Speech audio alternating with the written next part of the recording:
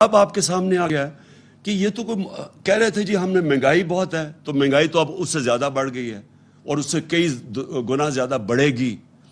تو اگر معیشت یہ کہہ رہے تھے کہ ہم نااہل ہیں، تو یہ معاشی حالات تو آپ کے اب سامنے ہیں۔ اصل میں یہ کیوں آئے تھے؟ یہ آئے تھے اس ملک میں اپنے کرپشن کے کیسز ختم کرنے کے لیے۔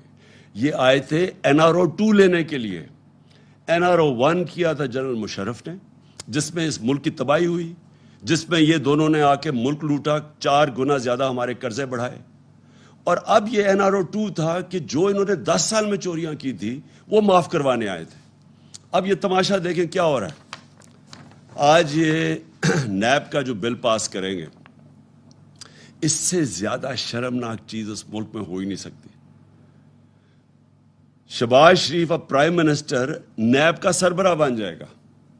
FIA جس کے اندر ان کے اوپر وہ مقصود چپڑاسی کے کیس تھے، اور وہ جو 4 ارب اس کا تھا، 4.25 ارب، اور 16 ارب نوکروں کے نام پہ، اور پھر 24 ارب کے ٹوٹل ان کے اس کے شہباز شریف کے کیسز تھے۔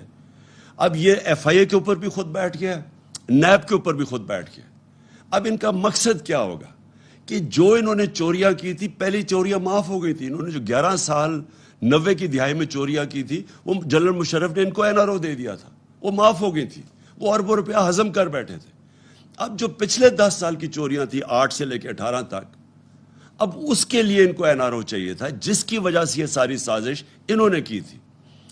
اب یہ جب نیب کے اوپر شہباز شریف بیٹھ جائے گا اور FIA کے اوپر بھی وہ بیٹھ جائے گا، جس میں اربوں روپے کے، ان کے 45 ارب روپے کے کیسز ہیں شریف خاندان کے، تو کبھی کسی دنیا کے قانون کے اندر کبھی ملزم بھی قاضی بنا ہے؟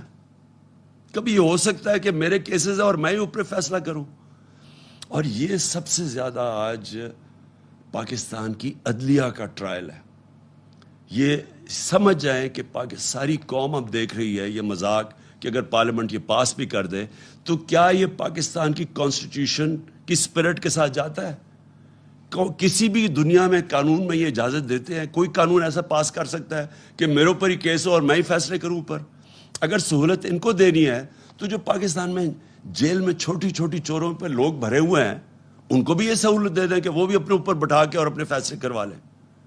اور یہ جتنا بڑا، ایک تو چوری کا نقصان انہوں نے کیا ملک کا، لیکن جتنا بڑا اس سے پاکستان کو نقصان ہونے جا رہا ہے، اس کا آپ اندازہ ہی نہیں لگا سکتے، کیونکہ ہمیں پتہ ہے ان کے 10 سال میں جو چوری کیا، ہمیں کس طرح کا ایک ملک ملا تھا جس کا دیوالیہ نکلا ہوا تھا۔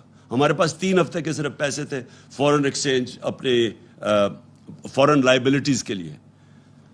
مجھے پتہ ہے کہ مجھے کتنی ہمیں شرمندگی اٹھانی پڑی جب جانا پڑا اپنے دوست ملکوں کے پاس اور ہاتھ پھیلا کے کہ جی ہمیں پیسے دے دیں، نہیں تو ہمارے ملک کا دیوالیہ نکل جائے گا۔ اور پھر ہم نے کیسے ملک کو اس میں سے نکالا، اور اللہ کا کرم ہے کہ یہ جو اکنامک سروے میں پاکستان کی پرفارمنس آ رہی ہے، یہ تو اب ہم نے تو نہیں اناؤنس کر رہے ہیں نا، یہ ان کے دور میں پرفارمنس ہماری اناؤنس یہ کر رہے ہیں اکنامک سروے میں۔ تو پھر یہ جو انہوں نے تباہی کی اپنے 10 سالوں میں، اب کیا ہے ان کو ساری قوم دیکھے گی اور یہ ساری چیزوں سے یہ بچ جائیں گے اور ان کو معافی دے دی جائے گی، جبکہ غریب لوگ جیلوں میں رہیں گے۔